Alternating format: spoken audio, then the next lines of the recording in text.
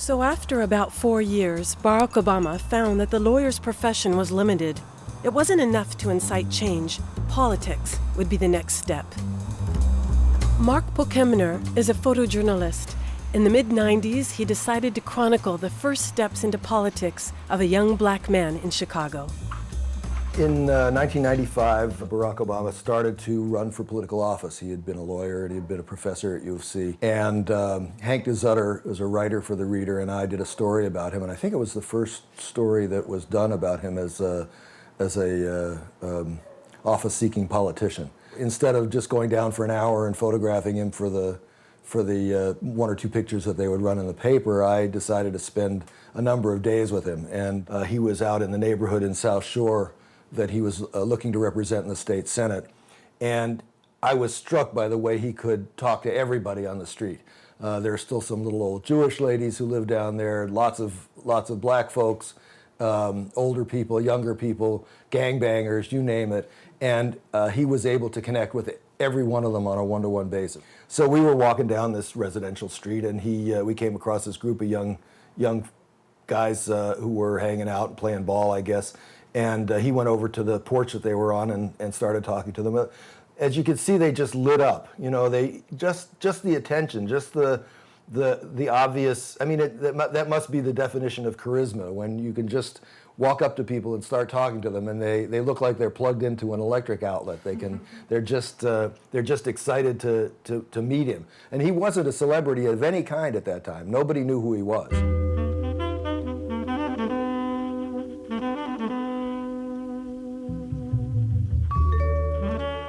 I think Barack my view is Barack got into politics because of the potential of being able to do the same kind of sort of social good that he did as a lawyer and that he did as a community organizer. And the question for him, when he was looking to come to practice law, inquiring as to how do you do these things most effectively in government, and what roles could he play. We spent a lot of time talking together, and you know, there was no crush of press. It was just me. So, you know, I got to talk to him about the things he wanted to do and the things he believed in, and where he had come from and so forth. And I definitely responded to him and hoped that he would go someplace. Of course, you know, both Hank and I said, you know, as many other people had said at that time, this guy could be president. You know, and you know, we were just joking at the time, but you know, he had that quality. He had that quality of being, you know, very personable and also very smart, and you know, as far as I could see, you know, a real progressive. And in Chicago, when one is black, intellectual, and a progressive, a good place to live is Hyde Park. Hyde Park is a racially diverse neighborhood, an exception for an American city. Hyde Park is the home of the 13th District of the Illinois State Senate, where Barack Obama would take his first run for political office in 1996. Tim Black, teacher and oral historian, has lived in this neighborhood for most of his life. So when Barack comes onto the scene, particularly in a community like Hyde Park, which is a pretty politically sophisticated community, the advantage that he had was the fact that he was not only a very brilliant guy, but a very likable guy, and a guy who could expand his reach beyond just race, and did do so. And because of his own heritage, his own mother, father, his family heritage, and his travels, which he had to make as a child, he had a diverse background in terms of people. And because he had never been suffered the same throes of outright racism that most of the rest of us, he could feel freer to do the outreach, and he did. It is an area that might be described as a university community, because it's where the University of Chicago is located, that was traditionally white. And yet, as the larger black South Side expanded, took on increasing numbers of black residents. Because it is traditionally a middle-class community, and because it, in effect, created certain kinds of mechanisms of integration that enabled middle-class African Americans to settle there, but largely excluded working-class African Americans. To this day, it tends to be racially somewhat integrated, or at least mixed, but economically relatively middle class. So for Obama, it was a good base politically, and it was also one of the few places where a middle-class African American can live with his family in close proximity to whites. In 1996, Barack Obama was elected senator for the state of Illinois. It was his first political victory.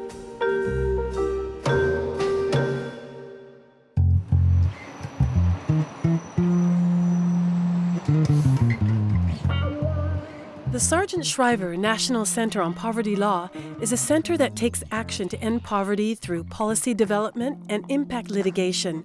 John Bowman is the director.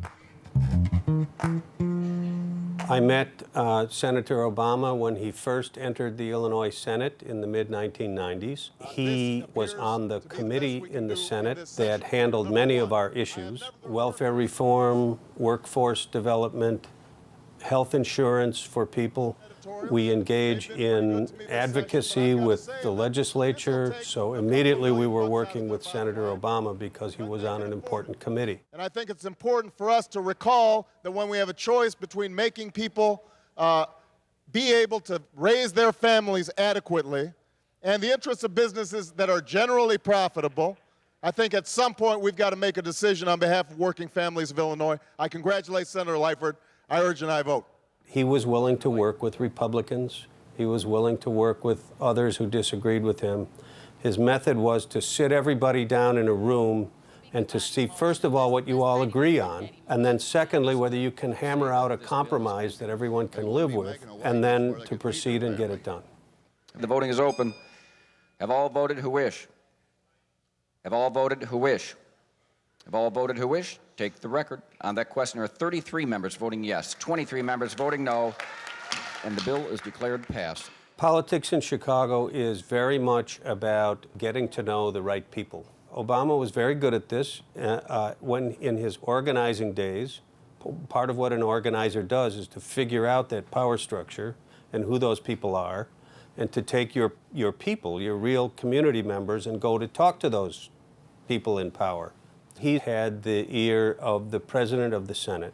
It was important because it's the leadership within the chamber that assigns committee chairmanships, that gives you important jobs to do. For example, Obama was given the job of figuring out a compromise on videotaping confessions.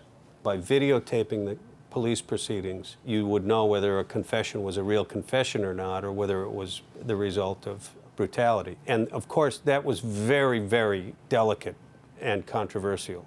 He managed to get all of the police groups and the citizen groups and the civil liberties groups to come to an agreement on a compromise. One of the talents that Barack Obama developed during his first years in the Senate was the art of compromise. He was first and above all a pragmatist. But Barack was impatient. One of his biggest political miscalculations was considered to be his 2000 bid against Representative Bobby L. Rush, whose stronghold on the south side of Chicago was overwhelmingly black, democratic, and working class. Frankly, it was the wrong race for Barack to run. Running against Rush was not it was fine for him if he wanted to get his political feet wet, and it was the wrong office. This was an important race for Obama. If he won, it would give him a national springboard to further launch his career. But Bobby Rush was an incumbent congressman and an icon in the black community. Senator Obama was tied to and viewed as being the representative of the middle class, not of poor black people. And Rush had a very strong base among poor African Americans. So it was more of a class thing than a black thing. Bobby Rush, Congressman Bobby Rush, was a Black Panther who I met when we were both 18. Bobby was a beloved character and leader in that community. Bobby Rush was totally tied into the political machine of Chicago, and that it was just going to be impossible to defeat that. Obama would probably tell you himself that he was a little overeager for that one, and he learned a lesson from it. So far, the one big defeat in Barack Obama's career was his loss to Bobby Rush. Obama was an ambitious young man that didn't spend the 20, 30, 40 years that we've spent and Alice spent in the movement. He doesn't come from us, at least that's the way I feel. He doesn't come from the Chicago movement in the historic way. You know, there have been steps, and especially there's been a lot of work in electoral politics. There's been a lot of blood, sweat, and tears. My grandmother pushed off the sidewalk for supporting the right to vote. And in Tennessee, where I grew up the first 10 years of my life, I remember the bus stations being segregated. I remember when we'd come to Chicago, we'd have to go on the colored side and the colored signs. And when you go downtown in Union City, Tennessee, there was a city cafe and we had to go to the back door. So I'm young enough to remember remember all of that. Black American history is inscribed in the civil rights movement of the 1960s, a movement symbolized by leaders such as Martin Luther King and Reverend Jesse Jackson.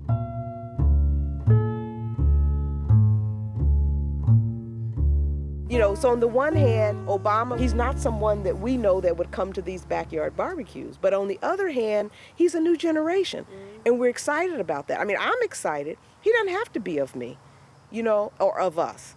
The fact that he benefits from what we did and that he represents us, and we don't really see him as a super opportunist. You know, he's a politically savvy guy who had an agenda, and he moved it forward. Following his defeat by Bobby Rush, Obama returned to the Illinois State Senate and waited. The terrorists will not be stopped by mercy or by conscience. The first years of the new century were decisive for American politics. The election of George W. Bush as president, the shock of September 11th, the decision to invade Iraq, the growing unrest within the American populace. On October 2, 2002, as a senator from Illinois, Obama made one of the most important speeches of his political life. I don't oppose war in all circumstances, and when I look out over this crowd today, I know there is no shortage of patriots or patriotism. What I do oppose is a dumb war. The situation in 2002 in Chicago and the country was very dire. Bush's ratings were at 88, 92%. There was tremendous repression. At that point, Barack was a charming, young, bright politician and one of dozens whom we invited to speak at that rally. And I didn't come to this rally to photograph him. I photographed hundreds of anti-war rallies, you know, since 1968 when I first picked up a camera and photographed the anti-war rallies before the Democratic Convention. And I didn't know any more than I did any other time that this would be an important picture. It turns out to be, as far as I can tell, the only picture of him speaking at this anti-war rally. You know, how did I know that Obama was going to be, you know, important?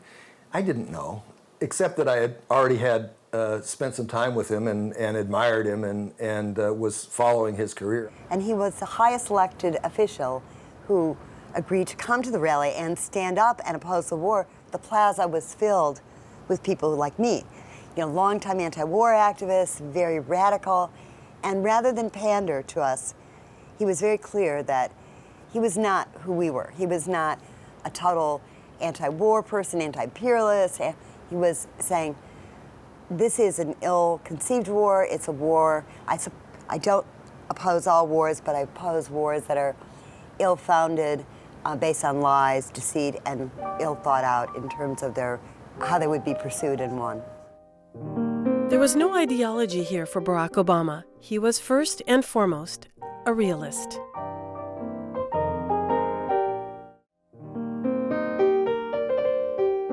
In 2003, Barack Obama was ready to launch his campaign for the U.S. Senate. This time, his ambition was on a national scale. And then when he wanted to run for U.S. Senate, which was a big step, when we talked about it, he said, I remember him saying to me, we need to have a statewide grassroots organization like we have in the city. And I said, well, we've already got some of that. I was at that time president of the Baptist Convention of the state. And I said, well, we can begin by having you come to the state convention, and I'll get all of the pastors there to sit down and talk with you and give you an opportunity to go by their offices just like you did when you came by mine. I said, and we can do that statewide, and you build your organization. And so he did that. He came to a meeting we had in Danville, and I gave him about 10 minutes to introduce himself, and then I shut the whole meeting down and asked the pastors to meet me in the hallway, and they all came out, and I said, now I want every pastor to give this man your card.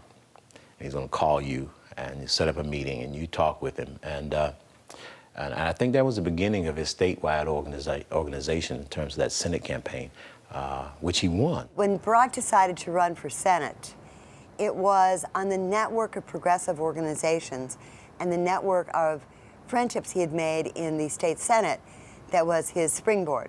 My politics and my activism were formed in the 1960s in the civil rights and the anti-war movement. And many of us have stayed in this town, and as times have changed, have transferred our activity to both be very active in democratic politics and also in creating the issue movements that fuel and create the context for what democratic politics are.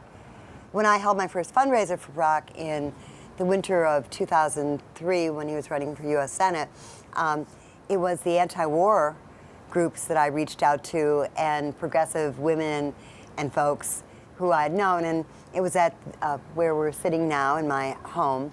And for that first one, I didn't charge any money. I just said, come and meet this guy.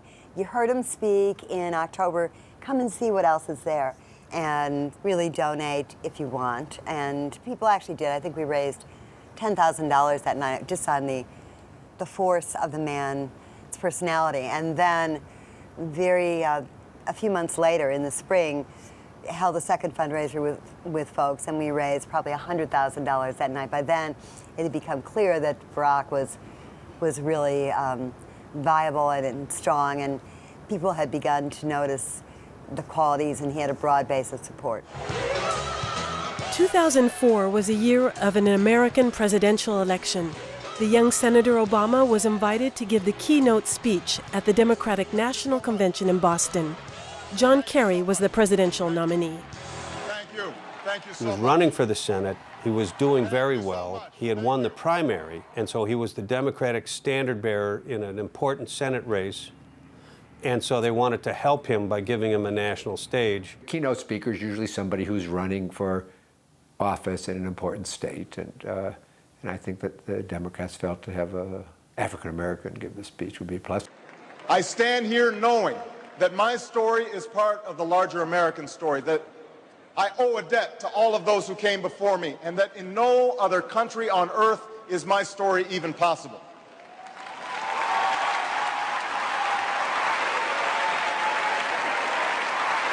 That fundamental belief, I am my brother's keeper, I am my sister's keeper, that makes this country work. It's what allows us to pursue our individual dreams and yet still come together as one American family. I doubt that they anticipated those people, but maybe they even did their homework and somebody said, this kid is really special. You pick him and he'll deliver. There is not a liberal America and a conservative America. There is the United States of America. There is not a black America and a white America and Latino America and Asian America. There's the United States of America. This was his first burst onto the national consciousness. He was very well known in Illinois and around here, but the rest of the country didn't know. So this was a sort of coming out party for him nationally. Thank you very much, everybody. God bless you. Thank you. In 2004, Barack Obama also won the seat for the American Senate. He had truly arrived. He had integrated the Democratic machine. His rise had been impressive. After all, Obama's political journey had begun a mere 8 years earlier in Chicago. I first met the people who hired me, they said of Barack that one day he would be president of the United States. And I'm thinking, who is this? Who has made such a great impression that people would say that one day he would be president of the United States? I mean, that's a mighty big compliment to give. And when I met him, we began to talk. And I made mention to him what was said. And he laughed and laughed.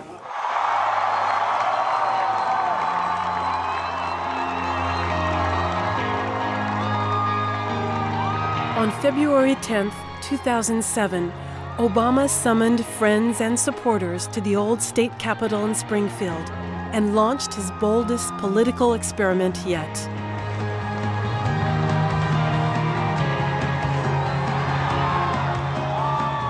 In the shadow of the old state capitol, where Lincoln once called on a house divided to stand together, where common hopes and common dreams still live, I stand before you today to announce my candidacy for President of the United States of America.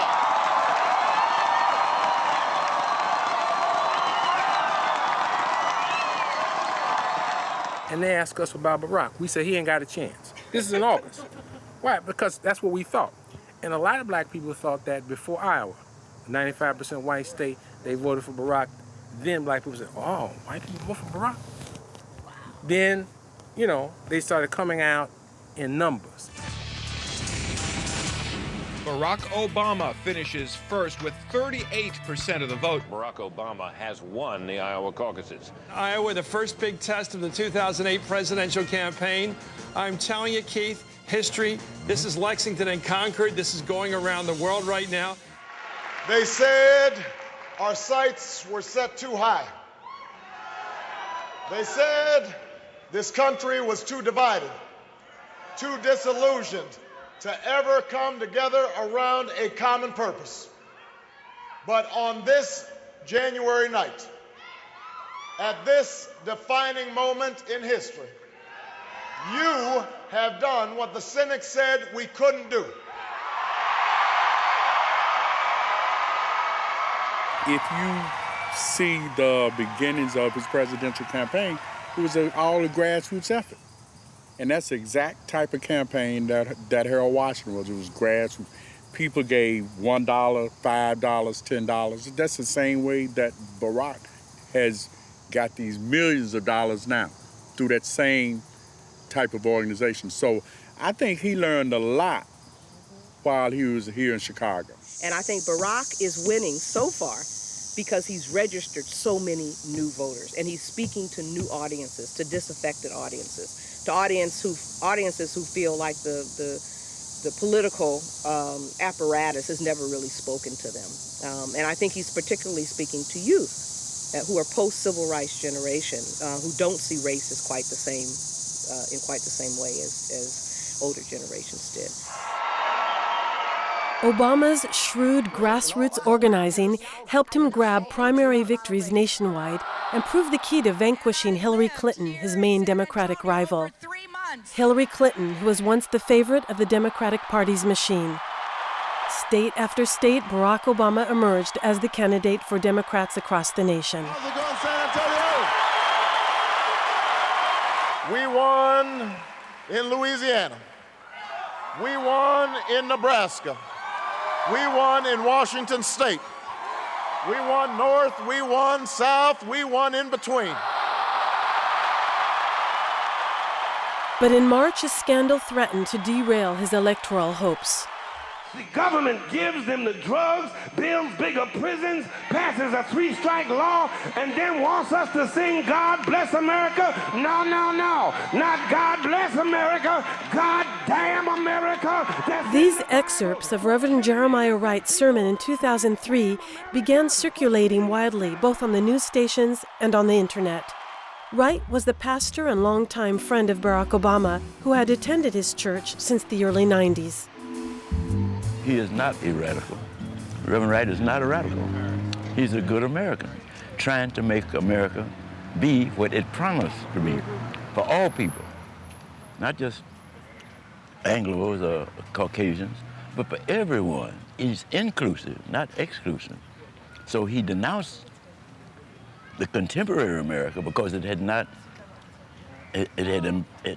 embodied and fulfilled the dream that Dr. King had, or the promise that goes forward in the Constitution of the United States and the Declaration of Independence. All men are created equal, or the Christian ethic that we claim to embrace. And that's the basis on which he was saying, "Goddamn America." When Jeremiah Wright became prominent, one, it was very inconvenient for the Obama campaign, which was trying to move towards a more centrist position. And two, it sort of lifted the lid on what's going on in the black community politically. But he had been running for the past year and a half, trying to do everything possible to avoid race, even trying to shift the discussion from race to class. And it was with a heavy heart that Barack Obama engaged the question of race in a speech that made history. I'm the son of a black man from Kenya and a white woman from Kansas. I am married to a black American who carries within her the blood of slaves and slave owners, an inheritance we pass on to our two precious daughters. At various stages in the campaign, some commentators have deemed me either too black or not black enough. We've heard my former pastor, Jeremiah Wright, use incendiary language to express views that have the potential not only to widen the racial divide, that denigrate both the greatness and the goodness of our nation, and that rightly offend white and black alike. I can no more disown him than I can disown the black community. I can no more disown him than I can disown my white grandmother, a woman who helped raise me, a woman who sacrificed again and again for me, a woman who loves me as much as she loves anything in this world, but a woman who once confessed her fear of black men who passed her by on the street. I think it was too little because he didn't talk about some of the structural problems that race still presents black Americans in the United States, particularly less affluent black Americans. And too late because it was certainly, he was forced into that speech. He didn't take the stage and try to make race a subject that he could talk about. It was what his opponents were doing, forced him into that speech. That's why it was too late, in my opinion. I get irritable with hearing people saying it's not about race. This is America. It is about race. It is about race, okay? And that doesn't bother me. Race is an issue, and I think everyone should have some sense of racial pride. This is a black man running for office, and I think people need to understand that black folk aren't necessarily voting for him because he's black. That's just an added bonus. We are voting for him because he's a phenomenal man, and though I don't always agree with some of his choices, I recognize why they're made, and I honestly believe that he's the best candidate, and it's great at this time and place for young people who normally don't even see black doctors to see this brother in the forefront and recognize, you know what, I need to recognize that I have options and that I can do more. It was a creed written into the founding documents that declared the destiny of a nation. Yes, we can. It was whispered by slaves and abolitionists as they blazed the trail toward freedom. Yes, we can. Yes, we can. That we are not as divided as our politics suggest. That we are one people. That we are one nation. And together we will begin the next great chapter in the American story with three words that will ring from coast to coast, from sea to shining sea. Yes, we can. Yes. This is the first time since Harold Washington that I feel that I'm going to be voting for somebody I want in office as opposed to voting against somebody who I want to get out. You know, and in the simplest terms, that's a big thing.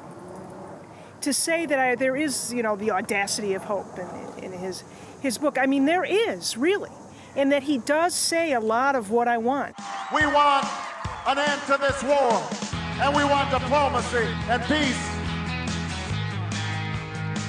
Not only can we save the environment, we can create jobs and opportunity.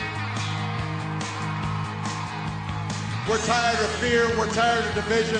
We want something new. We want to turn the page The world as it is not the world. We would go around the world to take care of everybody else. But when it comes down to giving children a quality education, we have failed. Giving children health care, we have failed. Taking the jobs around the world, we have failed. So Obama gives you a sense of hope, because if you look at him during his town hall meetings, you know, yes, he's a politician, so he has to play these roles. But one thing about him that I can truly say, just from remembering when he was a community organizer, he listens. So for the first time, I think we will have a president who will truly listen. He may can't solve all the problems, but at least he will listen.